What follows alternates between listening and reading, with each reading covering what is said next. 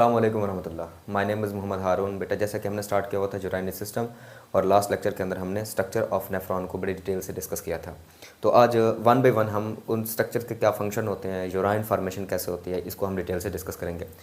तो टॉपिक है हमारा फंक्शन ऑफ किडनी। ये 3 टाइटल से ये आपके बोर्ड में सवाल पूछा जा सकता है। फंक्शन ऑफ किडनी भी ये लफ्ज़ यहाँ पर इस्तेमाल हो सकता है, फंक्शन ऑफ नेफ्रॉन के तौर पर भी ये सवाल पूछा जा सकता है, या एक और टाइटल भी यहाँ पर दिया जा सकता है, वो है यूराइन फार्मेशन। तो यहाँ पर यूराइन फार्मेशन के लिहाज से भी ये टाइटल आ सकता है। क्लियर बेटा?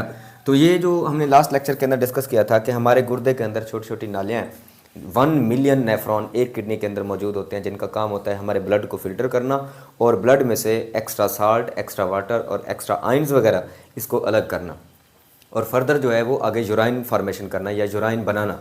तो ये चीज़ें हमने ऑलरेडी जो है थोड़ा बहुत इसको हमने टच दिया था। आज हम उसको डिटेल से डिस्कस करेंगे कि ये जो किडनी के अंदर या नेफ्रॉन जो आगे यूराइन बना रहे हैं उसको बनाने के कितने स्टेप्स हैं। बेसिकली ये काम जो है 3 स्टेप्स में होता है। सबसे पहला स्टेप है प्रेशर फिल्ट्रेशन, नेक्स्ट वन है रीअब्जॉर्प्शन, और थर्ड वन है सिलेक्टिव सेक्रेशन हम उसे कहते हैं। लेकिन फिलहाल आज के इस लेक्चर के अंदर हमने प्रेशर फिल्ट्रेशन को बड़ी डिटेल से डिस्कस करना है। प्रेशर फिल्ट्रेशन ये प्रोसेस है क्या? यहाँ ये नाम खुद आपको बता रहा है कि प्रेशर, यहाँ पर ब्लड प्रेशर जनरेट होगा, ब्लड प्रेशर, और वही ब्लड प्रेशर आगे क्या करेगा, किसी चीज़ को फिल्टर करवाएगा। किसको फिल्टर कराएगा? ब्लड में से साल्ट, एक्स्ट्रा जो साल्ट होते हैं, वाटर होता है, और इसके अलावा जो नाइट्रोजीनियस वेस्ट होता है, नाइट्रोजीनियस वेस्ट, इसको क्या किया जाएगा बेटा? फिल्टर किया जाएगा। ये 3 चीज़ें फिल्टर की जाती हैं। एक्स्ट्रा, ये लफ्ज़ याद रखना है, एक्स्ट्रा साल्ट और वाटर जितना रिक्वायर है वो तो ब्लड में रहेगा, लेकिन जो एक्स्ट्रा चीज़ें हैं वो निकाली जाएंगी। इसके अलावा नाइट्रोजीनियस वेस्ट को मुकम्मल तौर पर आपकी बॉडी से रिमूव किया जाएगा। तो ये किसके ज़रिए होगा? ब्लड प्रेशर के ज़रिए होगा, यानी ब्लड प्रेशर यहाँ पर जनरेट होगा। इस प्रोसेस को हम कहते हैं प्रेशर फिल्ट्रेशन। क्लियर? ये तो हमने सिंपल सा एक जो नेम है उसकी इटियोलॉजी है, नाम ये क्यों दिया गया, इसको हमने अंडरस्टैंड किया। अब ये प्रेशर, ये जो प्रोसेस है ये कहाँ पर अक्कर होता है बेटा? ये ग्लोमेरुलस के अंदर होता है। ग्लोमेरुलस के अंदर ये प्रोसेस अक्कर होगा। हमने ग्लोमेरुलस के बारे में पढ़ा था। ये बंच ऑफ कैपिलरीज है, बंच ऑफ कैपिलरीज। ये कैपिलरीज का एक गुच्छा सा है। कितनी कैपिलरीज होती हैं इसके अंदर? 50 और मोर देन 50, तकरीबन 50 या 50 से ज़्यादा जो है वो कैपिलरीज यहाँ पर हो सकती हैं। इन कैपिलरीज के अंदर हाई प्रेशर यहाँ पर जनरेट होता है, हाई ब्लड प्रेशर जनरेट होता है, और उसकी वजह से ये चीज़ें फिल्टर की जा रही होती हैं। अब सिंपल ज़रा इसकी हम अगर फंक्शनिंग देखें, ये ऐसा है क्यों? क्योंकि ये जो आपकी ग्लोमेरुलस के अंदर जो ब्लड आ रहा होता है ना, ये आता है बेटा एफरेंट आर्टीरियोल के ज़रिए, एफरेंट आर्टीरियोल्स के ज़रिए, और इसके अलावा यहाँ से फिल्टर होने के बाद जो ब्लड लीव करता है बेटा वो इफरेंट आर्टीरियोल्स के ज़रिए लीव करता है, इफरेंट आर्टीरियोल्स के ज़रिए लीव करेगा। एफरेंट और इफरेंट का अगर हम कंपैरिजन करें तो यहाँ पर इस डायग्राम के अंदर आपको वाज़ेह नज़र आ रहा होगा कि ये जो एफरेंट आर्टीरियोल्स हैं, मैं इसको असल में क्या होगा कि ये ब्लड आएगा फिल्टर होने के लिए और यहाँ से पास आउट होगा। ये हैं क्या? बेसिकली कैपिलरीज हैं। कैपिलरीज से साफ़ होने के बाद जो साफ़ ब्लड है वो इस डक्ट के ज़रिए बाहर निकलेगा, जिसको हम क्या कहते हैं? इफरेंट आर्टीरियोल कहते हैं, इफरेंट आर्टीरियोल। तो बेसिकली ये यहाँ पर इसको बताने का मकसद क्या है? अगर आप ज़रा गौर से देखें, यहाँ डायमीटर ज़्यादा, इधर डायमीटर कम। जो कैपिलरीज होती है इनका आर्टरी से वैसे डायमीटर जो है वो काफ़ी हद तक कम होता है। अब इसका फ़ायदा ये होता है कि जब ब्लड आता है ना कैपिलरीज के अंदर, डायमीटर कम होने की वजह से यहाँ पर ब्लड के अंदर रेजिस्टेंस पैदा हो जाती है, ब्लड के रास्ते के लिए आगे रुकावट बन जाती है, यानी ब्लड फ्लो सही तरीके से नहीं हो सकेगा। रेजिस्टेंस की वजह से, डायमीटर कम होने की वजह से यहाँ हाई प्रेशर जनरेट हो जाएगा। और कितना ये प्रेशर जनरेट होता है बेटा? ये तकरीबन 60 mm ऑफ Hg। ये वो वाहिद पार्ट ऐसा है ग्लोमेरुलस का जहाँ ब्लड प्रेशर काफ़ी हाई होता है। वगरना आपका जो ब्लड प्रेशर है वो हाई होता है एओर्टा के अंदर, ठीक है, जहाँ से डायरेक्ट ब्लड जो है वो पंप हो रहा होता है। अदरवाइज हाई जो ब्लड प्रेशर है वो आपको ग्लोमेरुलस के अंदर देखने को मिलेगा। क्यों? इसमें 2 फैक्टर हैं जो ब्लड प्रेशर को हाई कर रहे हैं। एक तो कैपिलरीज का डायमीटर कम है, आगे जो ब्लड साफ होकर निकल रहा है इफरेंट आर्टीरियोल के जरिए, उनका डायमीटर भी कम है। दोनों का डायमीटर कम होने की वजह से ब्लड की सप्लाई तो ज़्यादा होगी, लेकिन आगे डायमीटर कम होने की वजह से यहाँ ज़्यादा से ज़्यादा जल्दी जो ब्लड है वो पास नहीं हो सकेगा, और उसकी वजह से हाई प्रेशर यहाँ जनरेट होता है। और उस हाई प्रेशर की वजह से क्या होगा? Extra salt, extra water. वैसे साल्ट, वाटर और जो ग्लूकोज, अमाइनो एसिड, ये सारी चीज़ें जो है ये फिल्टर होने के बाद किस में आना शुरू हो जाएंगी? इस कप लाइक स्ट्रक्चर के अंदर, जिसको हम क्या कहते हैं बेटा? बोमैन कैप्सूल कहते हैं, बोमैन कैप्सूल। तो यहाँ से वाटर, साल्ट, आयंस वगैरह और इसके अलावा nitrogenous waste high blood pressure की वजह से किससे निकलेगा, ग्लोमेरुलस से निकलेंगे, किस में आ जाएंगे, बोमेन कैप्सूल के अंदर आ जाएंगे। इस प्रोसेस को हम कहते हैं प्रेशर फिल्ट्रेशन। क्लियर हो गया बेटा। अब यहाँ पर जो फिल्ट्रेशन के लिए फिल्ट्रेशन मेम्ब्रेन, ये जो कुछ चीज़ें आपको नेक्स्ट मैं डिस्कस कर रहा हूँ, ये वैसे आपकी डिटेल के लिए हैं, थोड़ा सा आपके जो कंसेप्ट्स हैं वो क्लियर करने के लिए हैं, अदरवाइज आपके सिलेबस के अंदर सिर्फ इतनी सी बातें बताई हुई हैं। तो ये सिलेबस के अकॉर्डिंग डायग्राम हो गई ताकि आपका टॉपिक जो है क्लियर हो जाए। और इसके अलावा ये जो मैं नेक्स्ट टॉपिक समझाने लगा हूँ, ये सिर्फ आपकी अंडरस्टैंडिंग के लिए, आपकी सिर्फ कंसेप्ट्स को क्लियर करने के लिए है। तो यहाँ पर सिंपल ये प्रोसेस इतना इजी नहीं होता जितना कि हम कह देते हैं कि हाँ हाई ब्लड प्रेशर जनरेट हो रहा है और इससे जो वाटर है, सॉल्ट है, ये सारी चीज़ें फ़िल्टर हो रही हैं। असल में फ़िल्ट्रेशन के लिए यहाँ पर 3 तरह की जो लेयर्स हैं वो इस्तेमाल हो रही हैं। यहाँ जो फ़िल्ट्रेशन हो रही है वो किस तरह हो रही है, इसको ज़रा हम डिटेल से डिस्कस करते हैं।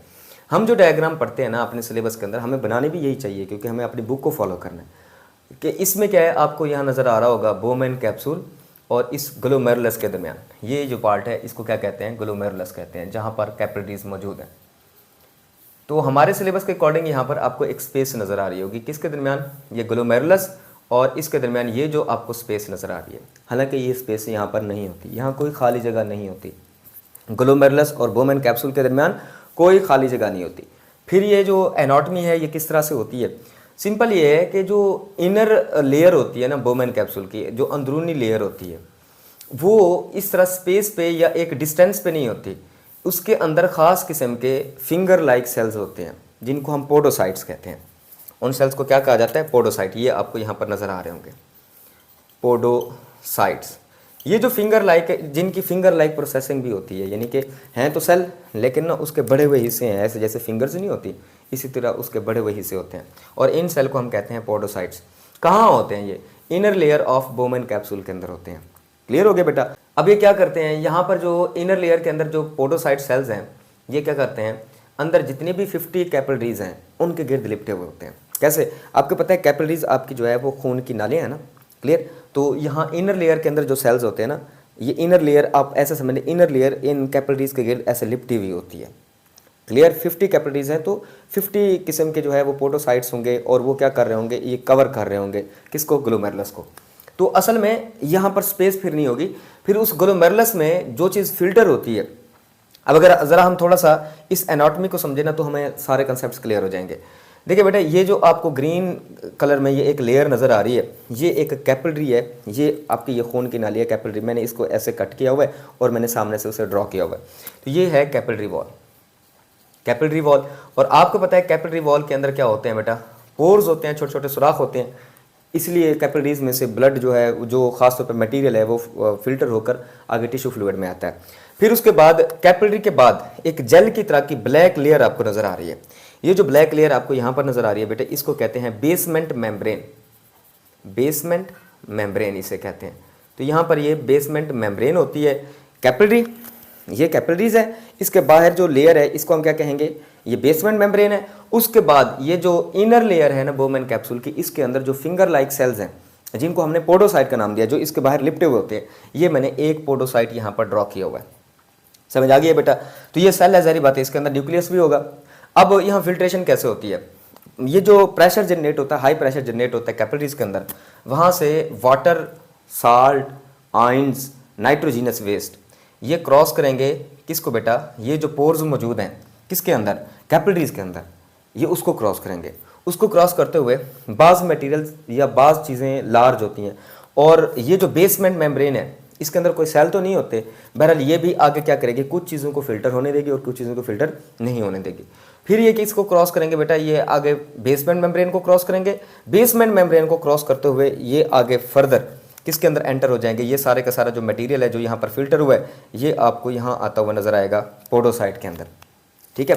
पोडोसाइट्स के जो पोडोसाइट्स हैं इसके अंदर छोटे छोटे सुराख होते हैं इनकी लेयर्स के अंदर, जिनको हम कहते हैं पोडोसाइटिक स्लिट्स कहते हैं हम उन्हें, कि पोर्स हैं, स्लिट्स हैं, सुराख हैं।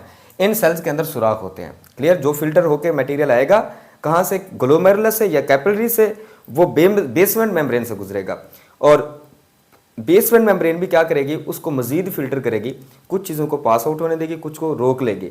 फिर उसके बाद यानी तीसरे स्टेप पे जाकर ये स्लिट्स को क्रॉस करते हुए पोडोसाइट के अंदर ये मटेरियल आता है, और पोडोसाइट से फिर ये जो मटेरियल है ये किसके अंदर आना शुरू हो जाएगा, इस बोमेन कैप्सूल के अंदर आना शुरू हो जाएगा। यानी यहाँ पर 3 पर्दे हैं जो आगे फिल्टर करवाने का काम कर रहे हैं। एक तो ग्लोमेरुलस की कैपिलरीज के अंदर सुराख है, पोर्स हैं, वहाँ से फिल्ट्रेशन होगी, कुछ चीज़ों की फिल्ट्रेशन होगी, कुछ चीज़ को रोके, मतलब किस चीज़ की फिल्ट्रेशन हो जाएगी, पानी की, साल्ट की, और ये रोक किसको लिया जाएगा, ब्लड है, जारी बात है, उसके अंदर रेड ब्लड सेल्स भी हैं, प्रोटीन्स भी हैं, तो प्रोटीन्स को रोक लिया जाता है। इसके अलावा जो ब्लड सेल्स होते हैं उनको रोक लिया जाता है।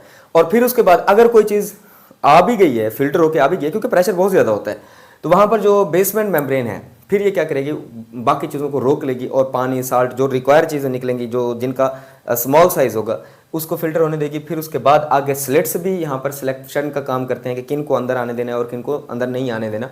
तो फिर स्लिट्स को क्रॉस करते हुए किसके अंदर आएंगे, ये सारे के सारे मटेरियल पोडोसाइट में आएगा, और पोडोसाइट से किसके अंदर आना शुरू हो जाएगा, इस बोमेन कैप्सूल के अंदर आना शुरू हो जाएगा। ये सिर्फ बताने का मकसद ये है कि हम जो यहाँ पर पढ़ रहे होते हैं, ग्लोमेरुलस को ड्रॉ कर रहे होते हैं, और हम समझते हैं कि शायद दरमियान में स्पेस है, हालांकि वो स्पेस नहीं है। ठीक है, ये इंटरनल जो मेम्ब्रेन होती है, ये ग्लोमेरुलस की कैपिलरीज को उसने कवर किया हुआ होता है, और ग्लोमेरुलस से सारा मटेरियल फिल्टर होकर डायरेक्ट किस में आ रहा होता है, इस बोमेन कैप्सूल के अंदर आ रहा होता है, ना कि इस स्पेस के अंदर आ रहा होता है।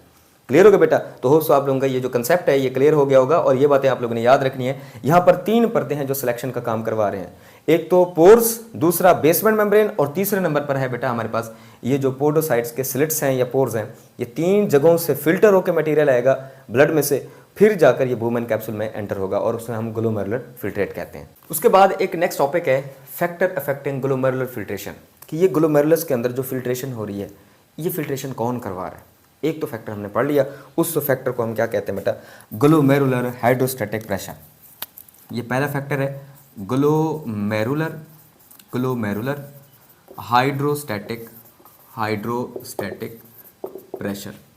तो ये पहला फैक्टर है जो यहाँ पर फिल्ट्रेशन करवा रहा होता है, ग्लोमेरुलर हाइड्रोस्टैटिक प्रेशर। ये भी मैंने आपको बताया है कि वहाँ हाई ब्लड प्रेशर जनरेट किया जाता है। कितना होता है ये blood pressure, 60 mm of Hg, इतना प्रेशर यहाँ पर जनरेट किया जा रहा होता है, और उस प्रेशर की वजह से ये सारे का सारा फिल्ट्रेट जो है, जिसमें वाटर है, साल्ट है, और जो हमारे पास नाइट्रोजीनियस वेस्ट है, वो किसके अंदर आ रहा होता है बेटा, बोमेन कैप्सूल के अंदर आ होता है। तो ये प्रेशर सबसे ज़्यादा यहाँ पर अपना रोल प्ले कर रहा होता है। दूसरा जो फैक्टर है बेटा वो है हमारे पास सेकेंड फैक्टर, उसे हम कहते हैं बेटा कैप्सूलर हाइड्रोस्टैटिक प्रेशर हम उसे कहते हैं। ये दूसरा फैक्टर है जो यहाँ पर फिल्ट्रेशन में अपना रोल प्ले कर रहा होता है। लेकिन ये चीज़ें, ये तो आपको पता है, ये मैंने बता दिया, आपके सिलेबस का हिस्सा भी है, लेकिन ये चीज़ें आपके सिलेबस का हिस्सा नहीं है, सिर्फ इसको समझना है। देखो बेटा, एक ज़रा इमेजिन करें, अब अगर फर्ज करो ये जो मटेरियल बोमेन कैप्सूल के अंदर आया है, एकदम बोमेन कैप्सूल से proximal tubule loop of Henle से तेज़ी से थोड़ी पास करेगा, थोड़ा थोड़ा करके ये आगे पास होता रहता है, फिर उसकी रीअब्जॉर्प्शन करवाई जाती है। इसका मतलब जो चीज़ें ग्लोमेरुलस से फिल्टर होती हैं वो भरती जाती है किसके अंदर, बोमेन कैप्सूल के अंदर। अब क्या होगा, वाटर फर्स्ट करें निकल आया, वहां से वाटर निकल आया, तो यहां पर ग्लोमेरुलस के अंदर जो ब्लड है वो तो कंसंट्रेटेड रहेगा, और इसके अंदर वाटर के आने की वजह से क्या होगा, डाइल्यूट सोल्यूशन बन जाएगा। अब यहाँ पहले भी इतना सारा फिल्ट्रेट पड़ा हुआ है, तो फिर ग्लोमेरुलस से नया फिल्ट्रेट कैसे होगा, वो कैसे फिल्टर हो सकेगा, जब ये आगे जा नहीं रहा तो नए आने वाले के रास्ता कैसे बनेगा। तो यहाँ एक नेगेटिव प्रेशर भी जनरेट किया जाता है, जो आगे क्या करता है, ये जो यहाँ से मटेरियल है दोबारा उसका बैक फ्लो भी करवाता है। ठीक है बेटा, इसको हम कहते हैं कि ये क्या है, कैप्सूलर हाइड्रोस्टैटिक प्रेशर है, कि ये जो बोमेन कैप्सूल है इसके अंदर ऑलरेडी जो फिल्ट्रेट है वो नेगेटिव प्रेशर जनरेट करता है कि मटेरियल जो फिल्टर होकर आया ग्लोमेरुलस से वो वापस जाए, और वहाँ उस नेगेटिव प्रेशर की जो वैल्यू होती है वो तकरीबन -32 mm ऑफ Hg होती है। ये दूसरा फैक्टर है जो बैक फ्लो करवा रहा है, ये पॉजिटिव फ्लो करवा रहा है, क्योंकि ये आगे फिल्ट्रेशन को किसके अंदर लेके आ रहा है, बोमेन कैप्सूल में, और ये बोमेन कैप्सूल से बैक किसके अंदर, ग्लोमेरुलस के अंदर वापस फिल्ट्रेशन करवाता है। तीसरा यहाँ पर जो फैक्टर है बेटा वो है हमारे पास ब्लड कोलाइडल ऑस्मोटिक